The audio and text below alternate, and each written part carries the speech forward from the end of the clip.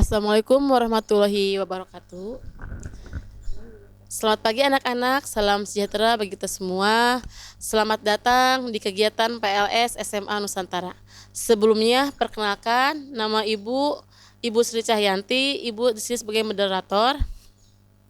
Iya, dan Ibu mengajar bidang studi PJOK.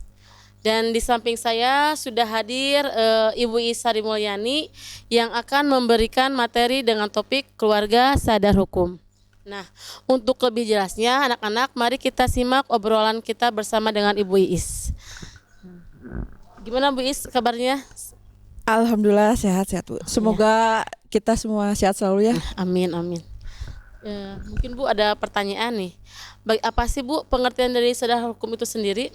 Oke, tema pembicaraan kita kali ini adalah kesadaran hukum ya. Sadar hukum, ya. Keluarga sadar hukum, itunya kesadaran hukum. Bu Sri pernah mendengar tidak orang-orang bilang hukum itu dibuat untuk dilanggar? Iya Bu. Kan? Suka-suka ungkapan ini dari generasi ke generasi nempel, Iya. jadi menjadi stigma dalam pikiran orang. Iya betul. Kalau misalnya kita dihadapkan pada suatu aturan, kan hukum itu dibuat untuk dilanggar, langsung kayak gitu kan. Nah, berdasarkan banyak faktor, salah satunya mungkin itu ya, pemerintah lalu membuat sebuah program bagaimana untuk meningkatkan kesadaran hukum. Nah, terus tadi kan pertanyaan apa sih kesadaran hukum itu? Nah, kesadaran hukum itu upaya untuk meningkatkan pemahaman, kemudian kesadaran, kemauan untuk menaati hukum. Dari siapa saja ya, jadi nggak usah harus masyarakat, termasuk pelajar siswa ya. Maksudnya kita di SMA Nusantara ya Bu ya? Iya, termasuk siswa-siswi kita. Iya. Bu, kenapa sih kesadaran hukum itu harus dimulai dari keluarga terlebih dahulu Bu? Nah, sebagaimana yang sudah kita ketahui, secara ilmu sosiologi, keluarga itu kan bagian kecil dari masyarakat, kumpulan orang-orang yang tinggal dari satu rumah, kemudian memiliki keterikatan emosi dan perasaan. Nah, kesadaran hukum dimulai dari keluarga karena kalau kita memiliki keterikatan emosi dan perasaan, diingatkan oleh orang lain untuk menaati hukum kan pasti lebih mudah diterima ya, daripada misalnya Bu Sri dengan saya misalnya nggak kenal, terus saya buang sampah sembarangan. Bisa sampah sembarangan, ya kan nggak enak gitu ya. Betul. Tapi kalau oleh keluarga ada rasa karena keterikatan emosi tadi, iya tuh buang misalnya seperti itu.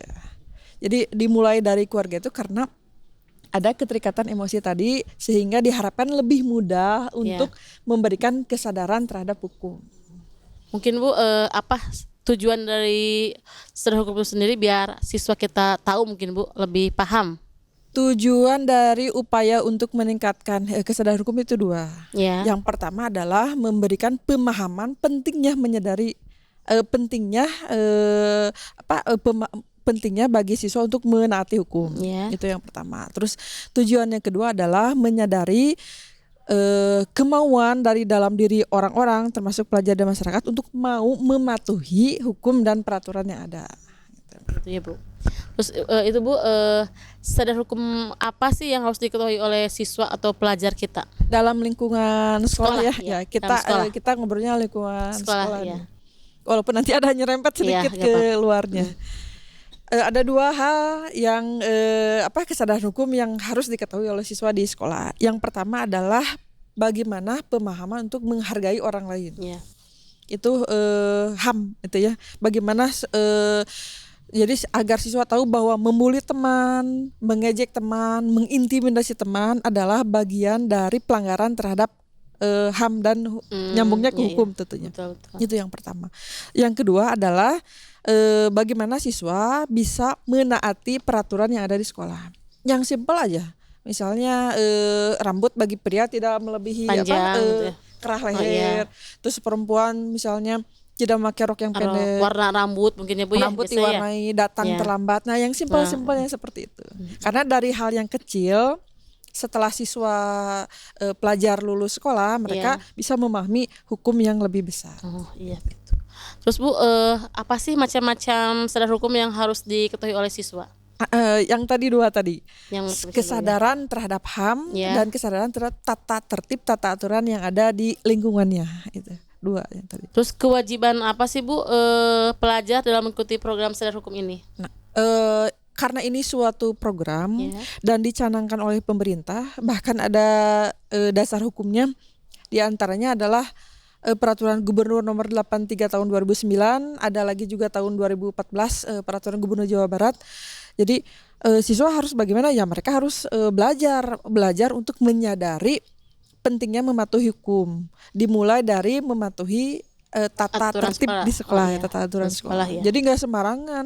Sudah ada dasar Iya. hukumnya sekarang. Sudah ditetapkan ya Bu ya? Iya, jadi nggak bisa beralasan, tuh ibu dah, Iya. gitu. Iya. Kalau disuruh pendekin rambut misalnya ya, dirapikan gitu. Tuh Bu nanti pulangnya berapa Iya. hari kemudian enggak. Ketika ada aturan rambut tidak boleh panjang, rok tidak boleh pendek, datang ke suatu tempat waktu ya harus diikuti ya Bu iya, ya? Harus dipatuhi ya. Iya. Oke. Mungkin Bu satu lagi, upaya apa sih yang pemerintah lakukan untuk mempersiapkan khususnya pelajar akan sadar hukum ini Bu? Ya. Upaya yang sekarang sedang digalakan ya adalah tadi Kadarkum.